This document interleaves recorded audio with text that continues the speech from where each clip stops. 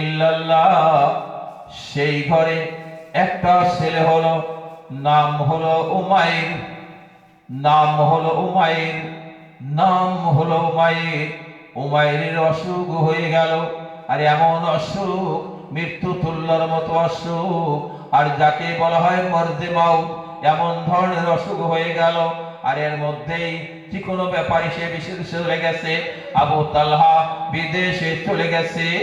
আবু তালহা বিদেশে যখন চলে যায়, চলে যাওয়ার পর মা বোনেরা মনে রাখবে, এটাকেই বলে ধৈর্য, এটাকেই বলে ধৈর্য।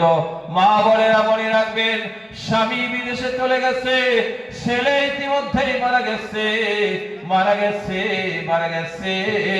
আর এদিকে স্বামীর বাড়িতে আসার সময় হয়ে গেছে, আগামীকাল বাড়িতে আসবে, যার জন্য সুন্দর করে সেই সন্তান, মরা সন্তানটাকে সুন্দর করে গোসল করে, সুন্দর করে কাপড় দিয়ে ফেসিয়ে করে কাফন করে, সুন্দর করে ঘরের আওড়ালে রেখে দিয়েছে, এক জায়গায় রেখে দিয়েছে।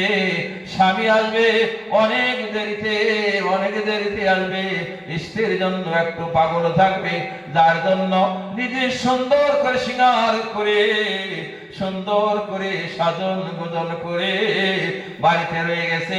আমাদের মা বোনেরা, আপনারা যখন বাহিরে যান, সুন্দর করে সাজন গোজন করেন না, না না, বাহিরে যখন যাবে সাজন গজন হবে না, বন্ধন না চলে না, বন্ধনের থেকে দূরে থাকুন। বন্ধন হলো সুদ, বন্ধন থেকে দূরে থাকুন।